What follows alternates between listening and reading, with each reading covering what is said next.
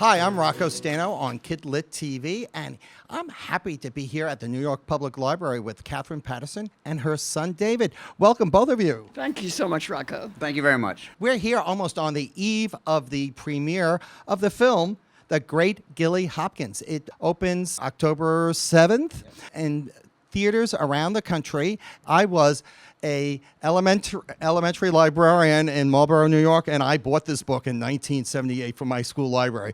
And now it's a film. So tell us a little bit about the film. Well, I could ask my son David, who is not only the writer for the screenplay, but also one of the producers, to tell you a little bit about the film, maybe. Yeah. And so, David, why 3 decades before it became a film? Well, it's not because I'm lazy or tired and I misplace things. I was not a writer for many, many years, and then I became a playwright. I had many plays done here in New York. And then I started adapting some of my own work. My first film went to Sundance in 2005. And I decided that if someone was going to be making my mother's work, there should be someone protecting my mother's work. So I thought, since it is family, we should keep it within the family. So I wrote and produced the first film, Bridge to Terabithia, which came out in 2007. And this was the next one that I just thought could easily adapt. It's a great character, the heroine. It's great, obviously, on the page, but it was also on the stage. It was at the New Victory Theater in New York as a musical that I wrote. And I thought she translates in basically any media. So we knew she would be a great heroine for film. She's sort of, for people not familiar with it, she's Little Orphan Annie, but instead of sugar and spice, she's kind of the Antichrist. She's just an angry little kid who wants to make everyone else around her unhappy. She figures that's her power. If she's not happy, no one else around her should be happy. And that's the plight of a lot of foster and adopted children, that they don't feel that they're appreciated, right? It certainly is a star-studded cast, as they say in show business. And I think you'll get to see how these actors who either won an Academy Award or were nominated for Academy Award were willing to take the low wages that we could pay to make this movie. And they are just, I mean, you see Glenn Close and Octavia Spencer. In fact, I want everybody in America who is concerned about race, and we all should be, to see Octavia Spencer as the teacher in this film. She is absolutely magnificent. Octavia Spencer had read the book as a child. And so when her agent said there's this movie, Great Gilly Hopkins, she knew it automatically before even looking at the script. She goes, I read that book. And what's interesting is Julia Stiles, who is also in the film, also read the book as a child, as did Billy Magnuson, the male lead, had read the book at school as a child. And so that's the really neat connection there, to have the actors knowing, reading the book 3 decades earlier and now wanting to be participants in the film itself. When you wrote the book, you drew upon personal experience? I'm afraid so. It was many years ago, but my husband and I were asked to be temporary foster parents. It was going to be for 2 weeks. And I thought, 2 weeks? What's the big deal? And unfortunately, of course, it was much longer than 2 weeks before they were settled more permanently. But it wasn't just because the boys had problems. I began to hear what I was saying inside my head.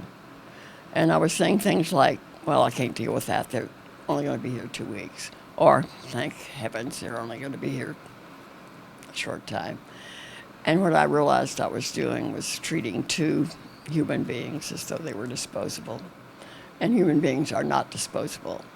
As I have said often, that's why crimes are committed and wars are fought, because somebody thinks somebody else is disposable. So I began to wonder what I would be like if the world thought I was disposable. And of course, that's the character of Gilly Hopkins. After the book was published, I realized there were 2 foster children, and I might well have been William Ernest, too frightened by the world to get out from behind Mamie Trotter's bulk. Right. Now, I'm assuming you've seen the film. 9 times in various early incarnations Yes. and later incarnations. So tell us about the the way the actors translate the film? These actors are absolutely phenomenal. I guess you know what the cast is like. We have Kathy Bates. We have Kathy Bates playing Mamie Trotter. Could I read you something? Sure. An exchange between me and Kathy Bates. Please do. I just love this. I wrote to her and I said, "Dear Kathy, I just want to say to you what I say to everyone else these days. For 40 years, Mamie Trotter has been my favorite of all my book characters. But now when I picture her, I see her as Kathy Bates revealed her. Thank you more than I can say." Now she wrote to me, "Dear Catherine, thank you for your kind words. It means a lot to me that you're happy with my interpretation of a truly heroic woman. Especially in these terrible times, it is important to realize that one right-minded, compassionate, and determined person can make a difference by shaping the destiny of a child. We need more examples of this love in our world." It's going to be in 15 cities around the country. What's it called, like digital release? Yes, it's what they call now is the multi-platform release. It's in the movie theaters, but it's also a day and date release. So say you can't make it to the theater, you'll be able to order it on demand on your television. It's a great way to really get it to as many people as possible. As a multi-platform, yes, it'll be in movie theaters, but it'll also be available to close to 100 million people. A lot of parents who say, "I can't drag the kids into the theater tonight because it's going to cost me $60 with candies and food." You know what? We'll do popcorn, we'll sit on the living room couch and just enjoy a good movie. You have actually been involved with a educator's guide.